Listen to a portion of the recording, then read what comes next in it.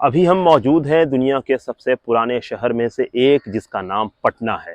और अभी हम जिस जगह खड़े हैं ये एक तारीखी ईदगाह है जो पटना शहर के अंदर मौजूद है।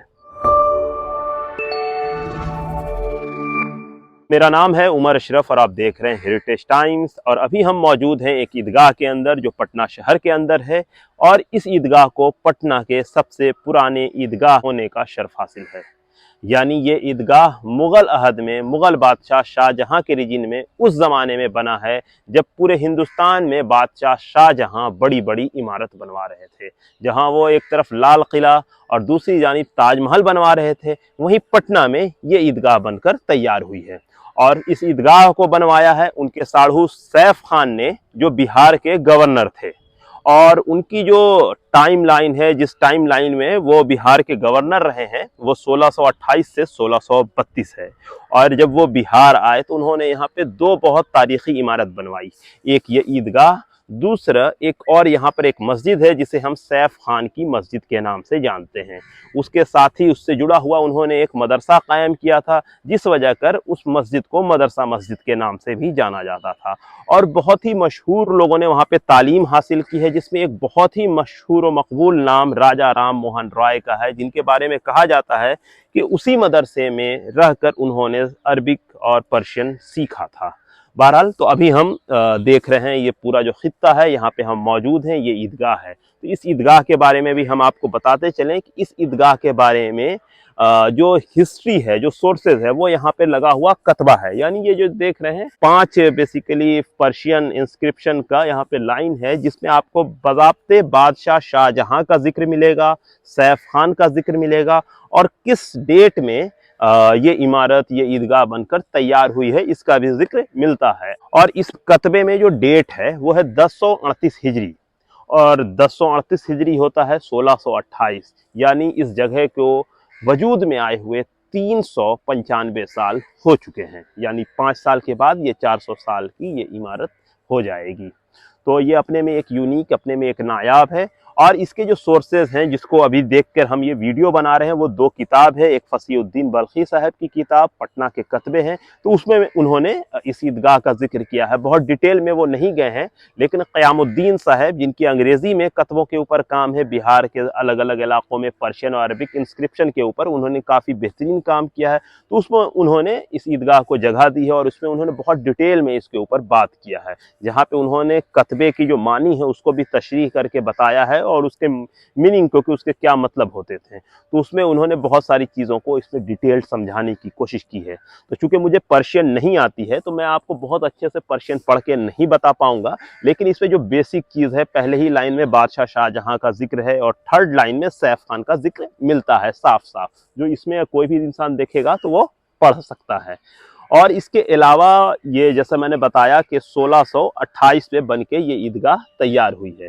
तो इस ईदगाह की खूबी ये है कि इसके इतराफ़ में, चारों तरफ में मकबरा, मज़ार और कब्र भी मौजूद है, जिसके बारे में ये कहा जाता है कि यहाँ पर की जो रूलिंग फैमिली थी अपने ज़माने में, वहाँ के लोग यहाँ पे दफन होते थे। तो बहुत सारे मकबरे, मज़ार उसी तर्ज के बने हुए भी हैं। और आज की डेट में अगर आपको इस जगह आना है, यहाँ पे आप पहुँचना चाहते हैं, तो गाय घाट से, पटना में बहुत मशहूर जगह है गाय घाट, वहाँ से आप आलमगंज थाने की जानिब बढ़ेंगे और जैसे ही आप इमाम बांदी बेगम इमाम बाड़े को पार करते हैं, एक घाट आता है जिसे बदर घाट के नाम से जानते हैं। उसी के ठीक सामने से एक गली जाती है। वो गली बहुत मशहूर इसलिए है क्योंकि उसी गली में अंदर जाके अगर आप बाईं जानिब चले जाएंगे तो बड़ी पटन देवी मंदिर आ जाता है, जो हिंदुओं का एक बहुत ही मशहूर और मकबूल जगह है जहाँ वो इबादत करने आते हैं। और उसके दाईं तरफ अगर आप टर्न करेंगे तो आप इस ईदगाह में पहुंच जाएंगे। तो ये एक लोकेशन था जो मैंने आपको बताने की कोशिश की। तो हम आपको यहाँ पर नज़दीक में और चल के ये दिखाने की कोशिश करते हैं। इस ईदगाह के बारे में क़यामुद्दीन साहब ने अपनी किताब में जिक्र करते हुए लिखा है कि इसमें 2 मीनार हुआ करते थे जो अब मौजूद नहीं है। तो यहाँ पे आप साफ देख सकते हैं कि वो पुराना स्ट्रक्चर अब नहीं है, लेकिन यहाँ पे बाद में आर्टिफिशियल 2 मीनार लगाया गया है। लेकिन यहाँ पे जब हम मिंबर की जानिब आते हैं तो यहाँ पे एक चीज़ देखने लायक है, जो मुग़ल आर्किटेक्चर, मुग़ल फ़न तामीर का एक बेहतरीन नमूना है, जिसको आप जामा मस्जिद में भी देख सकते हैं। ये आपको ताजमहल में भी देखने को ये मिलेगा। ये जो आप ये जो पूरा फन देख रहे हैं, बनाने का जो तर्ज और तामीर है वो उसमें बहुत यूनिक है। और इसके अलावा अगर हम बाहर की जानिब निकलते हैं तो ये जो ऊपर की जो नक्काशी आप देख रहे हैं, तो ये आप ताजमहल में भी आपको ऐसी चीजें देखने को मिलेगी। लेकिन चूंकि ताजमहल का जो तर्ज है बनाने का वो अलग है, इसका तर्ज अलग है, दोनों दो मकसद से बना है, इसलिए दोनों में दो चीज दिखेगी। लेकिन जो मुगलों का फन तामीर है, जो उनकी आर्किटेक्चर है, जो उनका डिजाइन है, वो इसमें बहुत ज्यादा मिलता जुलता है। तो ये अपने में एक यूनिक चीज है, अपने में एक नायाब चीज है। तो हमने हेरिटेज टाइम्स के माध्यम से यही कोशिश की कि हम आपको ये सारी चीजें दिखा सकें। और यहाँ पे जो चीज है वो उसके बारे में भी आप देखकर समझ सकते हैं। और सैफ खान के बारे में जाते जाते हम आपको बता दें कि सैफ खान की जो अहलिया हैं वो है मलका बानू, और वो वही औरत हैं जिनकी बहन की याद में शाहजहां ने ताजमहल बनाया। यानी मुमताज महल की बहन थी सैफ खान की वाइफ, और इसी निस्बत से उनको मनसबदारी दी गई थी और उनके बिहार का गवर्नर बनाया गया था, और वो 4 साल बिहार के गवर्नर की हैसियत से रहे। और उनका भी शौक सेम वैसा ही था जो शाहजहां का था, यानी इमारत बनाना, बिल्डिंग बनानी, इन सारी चीज़ों का जिक्र होता है।